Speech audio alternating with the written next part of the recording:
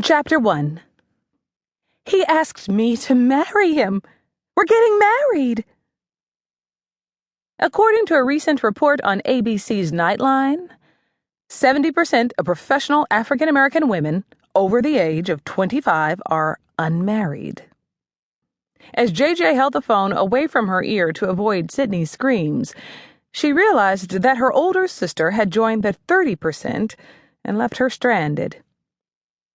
JJ Isaac set the phone on hands-free and began applying mascara to her lashes. Though the news was not entirely surprising, it was not what she had expected to hear when she saw her sister's number pop up on the caller ID. Not on this night, anyway. "Oh my gosh, JJ, he wants to marry me. Hayden Windsor wants to spend the rest of his life with me. Can you believe it?" Could she believe that the ex-NBA star Hayden Windsor, one of the first professional basketball players to figure out how to retire from the game and not go broke, wanted to marry her sister? Of course she could. Who wouldn't want to marry her tall, gorgeous, successful business-owning sister? In fact, if they weren't related, JJ would have married her. "Congratulations, hon," JJ said, pushing back a thin layer of irritation to find the genuine happiness for her sister that was camouflaged underneath. "I'm guessing you said yes." JJ grimaced and reached for her lipstick as Sydney screamed her response in the affirmative. She had never heard Sydney like this. Her older sibling was usually the sane one in the craziness that was their big, dysfunctional family, whereas everyone else was content to fly by the seat of their pants. Sydney was always the one with the plan. Getting married to a man she had dated for less than a year was not like her at all. But that's what happened when people fell in love. Or so JJ assumed. Having had no first-hand knowledge of the being in love experience, she couldn't say for sure. "That's great, Sid," JJ said, reminding herself that she was happy for her sister. "Hayden's a prize." "He is amazing, isn't he?"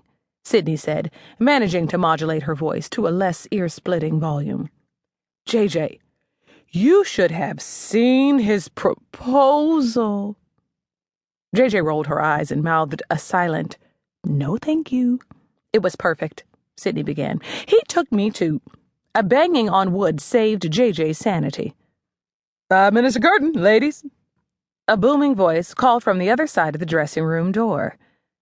JJ had never been so happy for a curtain call.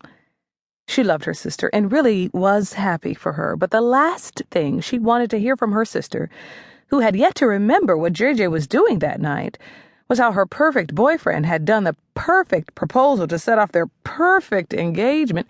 "Sid, I gotta go." JJ jammed her feet into heels and swiped a layer of gloss over her lips as the scramble of women around her picked up speed. "I'm about to go on stage." "Oh, honey, I am so sorry.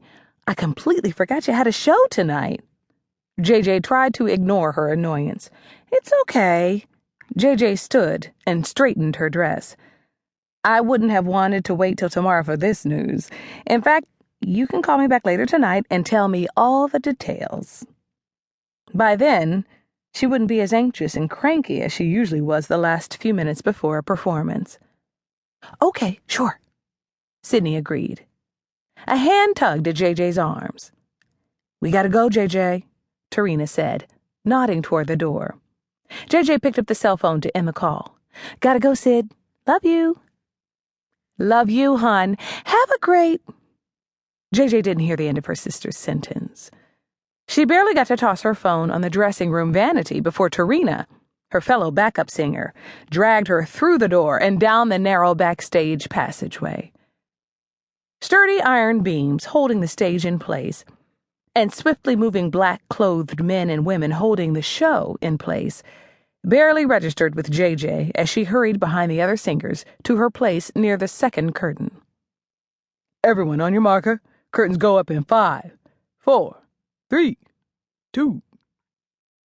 JJ didn't hear the end of the countdown. Just the drummer's intro as the band